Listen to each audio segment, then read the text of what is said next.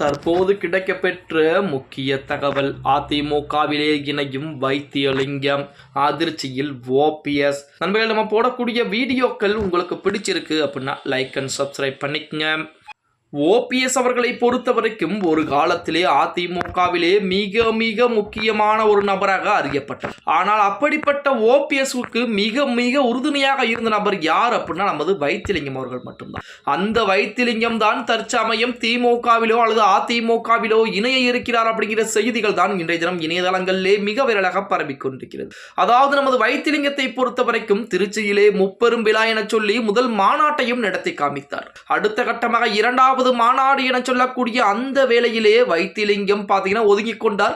அதன் காரணமாகத்தான் இரண்டாவது மாநாடு என்பது நிறுத்தப்பட்டது. கடைசியாக மதுரையிலே இரண்டாவது மாநாடு என ஓபிஎஸ் அறிவிப்பு கொடுக்கக்கூடிய அந்த வேளையிலுமே வைத்திலிங்கம் ஒதுங்கியதால் தான் அந்த மாநாடு கூட கைவிடப்பட்டது அப்படின்னே கூட சொல்லலாம். சரி, இந்த பிரச்சனைகள் எல்லாம் ஒரு புறம் இருந்தாலுமே ஓபிஎஸ் தரப்பில் இருக்கக்கூடிய முக்கியமான நிர்வாகிகள் பூராமே அடுத்தடுத்து கட்சி மாறக்கூடிய வேளையில் இறங்கிவிட்டார்கள், கட்சி மாறிவிட்டார்கள் அப்படின்னே சொல்லலாம். அதன் அடிப்படையில் தான் வைத்திலிங்கமும் வெல்லமண்டி நடராஜன் அவர்களும் தற்சமயம் திமுகவின் பக்கம் இணையக்கூடிய ஒரு சூழல் என்பது இருக்கிறது அப்படிங்கிற மாதிரி செய்திகள் எல்லாம் வெளியாகி கொண்டிருக்கிறது. அதே போல கிடையாது, அவர்கள் இருவருமே அதிமுகவுடன் பேச்சுவார்த்தை என்பது நடத்தி முடித்து விட்டார்கள். அதிமுகவிலே இணையக்கூடிய ஒரு சூழல் என்பதுதான் இருக்கிறது.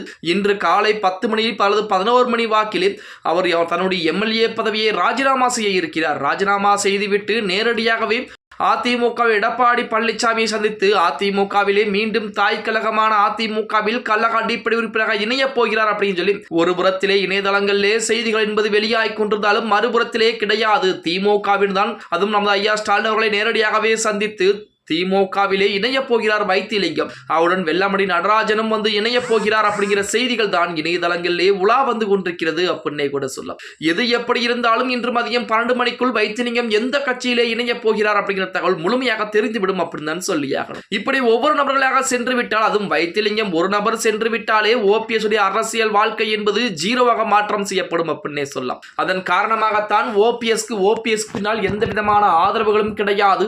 ஓபிஎஸ்ஐ நம்பி இனிமேல் எந்த வேலையும் எடுபடாது என தெரிந்ததன் காரணமாகத்தான் என்டிஏ கூட்டணி கூட வருகின்ற 23ஆம் தேதி தமிழகம் வரக்கூடிய பாரத பிரதமர் நரேந்திர மோடி அவருடைய அந்த கூட்டத்தில் கூட ஓபிஎஸ்க்கு அழைப்புகளை கொடுக்கல அப்படிங்கிற மாதிரி செய்திகள் எல்லாம் இணையதளங்களிலே உலா வந்து கொண்டுதான் இருக்கிறது.